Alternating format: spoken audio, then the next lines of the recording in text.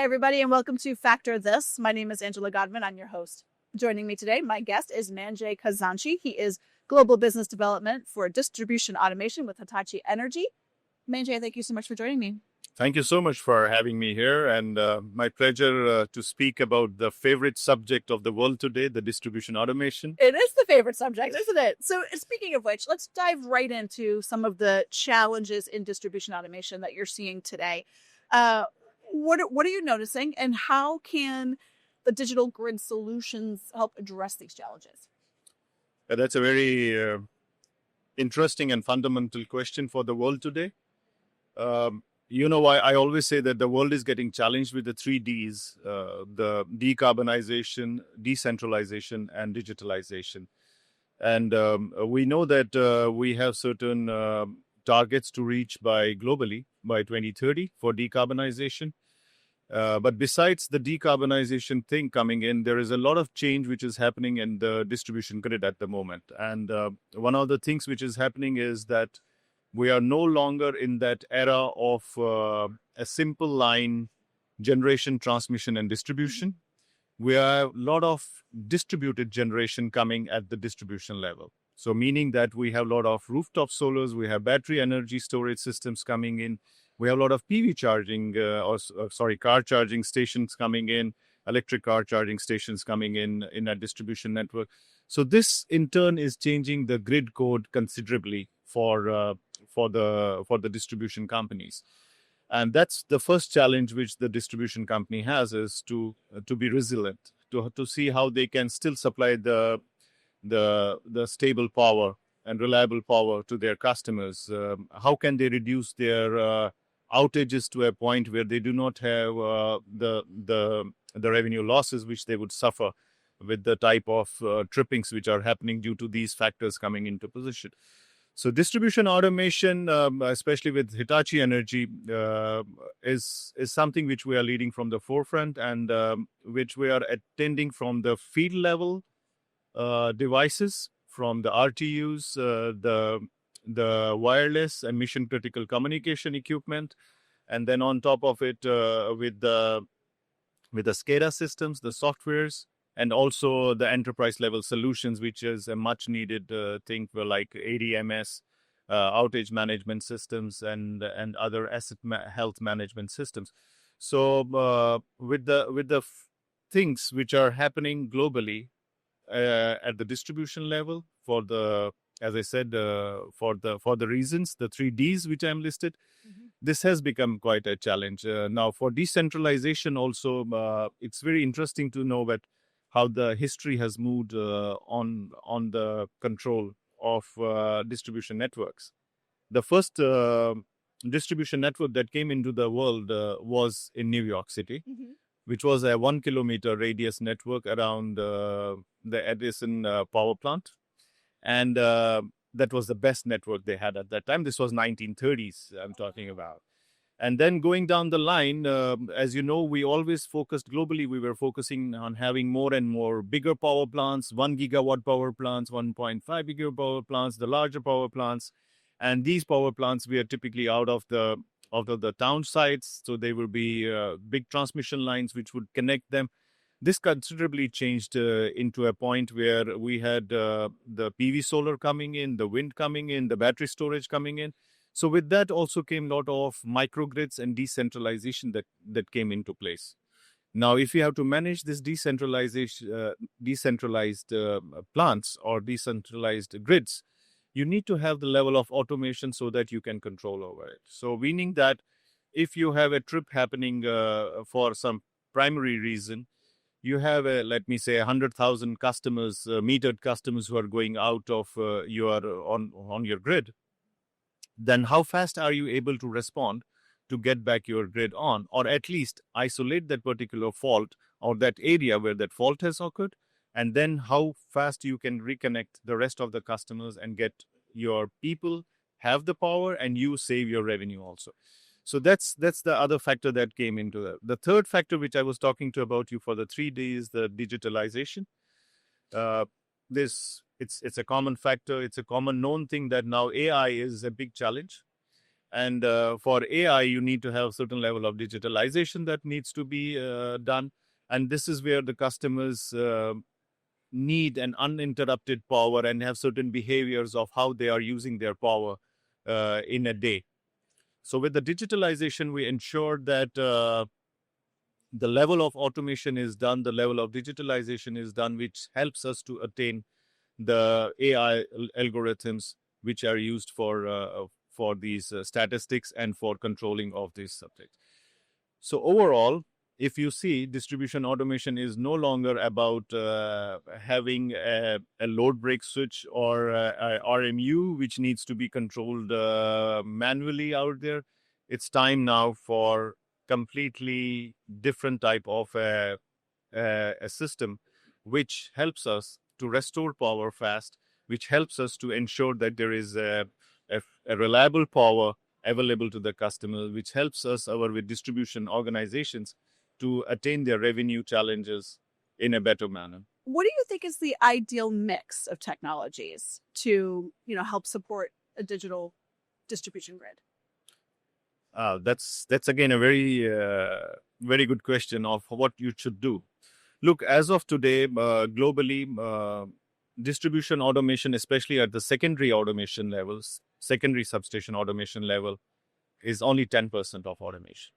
So meaning that if you want to isolate or you want to make those nodes where you want to make small sections in case of a power failure on a certain grid, on a certain feeder, then you should be able to isolate the bad part of it and restore rest of the power.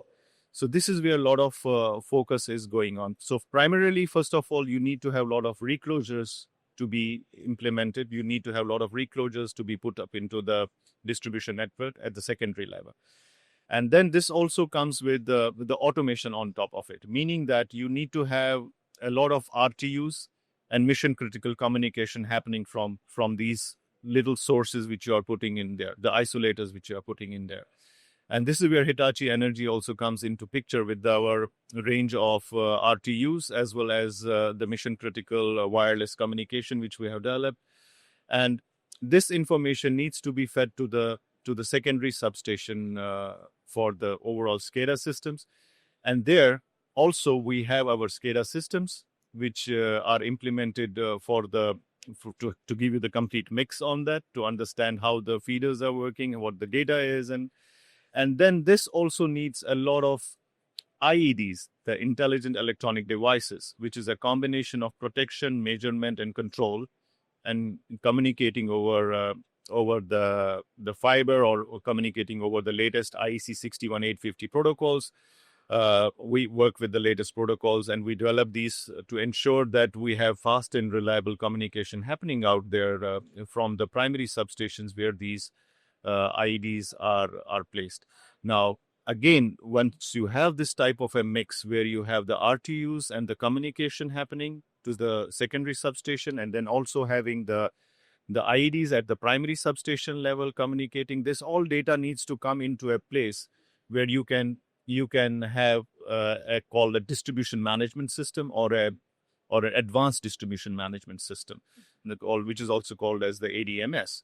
So on that type of a software where you are able to pinpoint the faults, you're able to manage your outages properly, where you're also able to see how you can do the field management of your service teams and how they have to go around.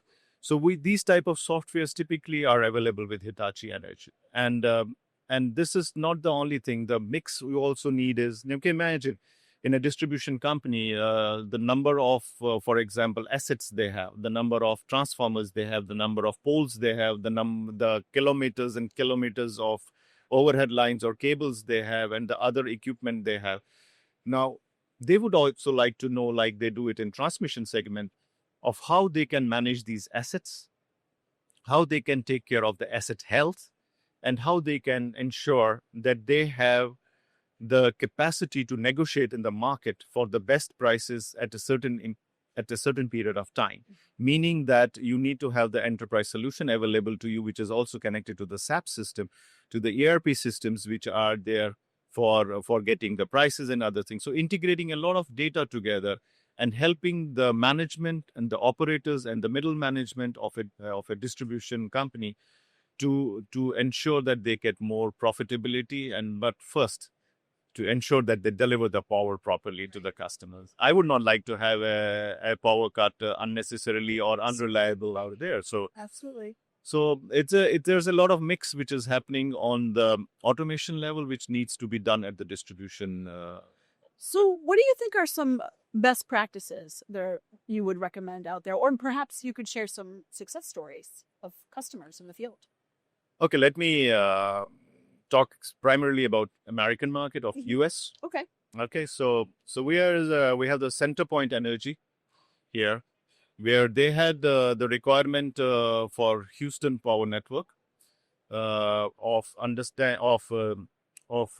requirement was to see how they could deliver a reliable power with the least interruptions and with the same type of portfolio which I was talking a few minutes back. So we did deliver to them, and they improved their power, I would say, since 2011 by 28% factor out there. And if I'm not mistaken, I don't have the right calculations with me now, but it should be they saved quite 1 million minutes. Wow. Of unwanted interruptions or trippings which were happening there. So that's one example. We have other examples globally going into Brazil or going into Germany, in Japan. So we have quite a lot of examples globally where we have implemented such projects, and Hitachi Energy has proven to the customers that we can deliver the type of systems which makes them quite strong in their reliability factor and ensure that they deliver what they're expected to deliver. That's great. That's awesome. So what about, we talked a little bit about, U.S. operators. What can they learn maybe from some of the global operators out there? Oh, well, maybe I have to get something under the basics out there. Look, when I compare the data, the IEEE data for the reliability metrics, which is called as CAIDI, SAIDI, and SAIFI. So these are the type of interruptions and average interruptions which are calculated over a period of time in a year. So how many of such interruptions happen? And there is a definition for interruptions, what interruptions mean. So there is a very scientific way of calculating that. So IEEE does it, and globally people follow that. So US has a CAIDI of 300 minutes, to give you an idea. With major events or without major events.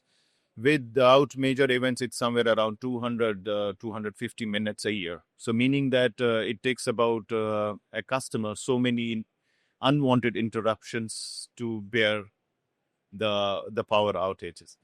Now let me compare this with how it figures in Europe, for example. So against this 300 minutes of interruptions of CAIDI or CAIDI data, Europe is at an average 25 minutes. Wow. Okay. And I live in Dubai, and I love Dubai for the systems they built around with the automation they have done. They have an interruption of 7 minutes. Wow. So CAIDI of 7 minutes in Dubai with DEWA, and they are still not happy about it. And they say, we need to target. I was talking to some of the management from DEWA side, and they said, our target is to reach the Singapore statistics, which is 0.5, 0.7 seconds.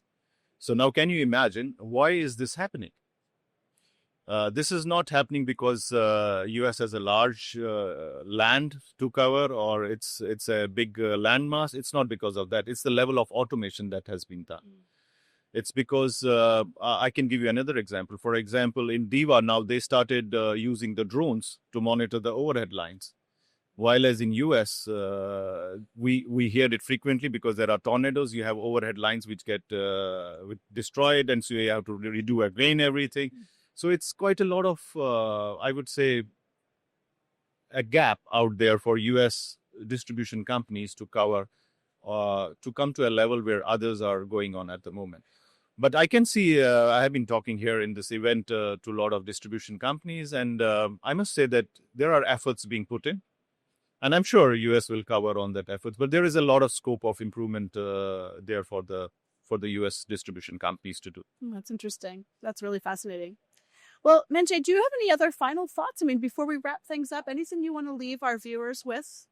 Yeah, I'm looking forward to working closely with the DSOs in US, and to see how we can help them improve their reliability factors, how we can make them more powerful in delivering their power to the customers, how we can help them deliver their better revenues and better company results. And because after all, it's money for the companies also, they have to sustain it, and we have to ensure that they get it. So we look forward to working closely with the DSOs in US and see how we can improve the overall power situation for US. Excellent. Well, we wish you all the best of luck going forward with that, Menjay. Thank you. Thank you so much, Matt. Thank you for being with us. Thank you. And thanks to all of you for tuning in. This has been Factor This. I'm your host, Angela Godwin.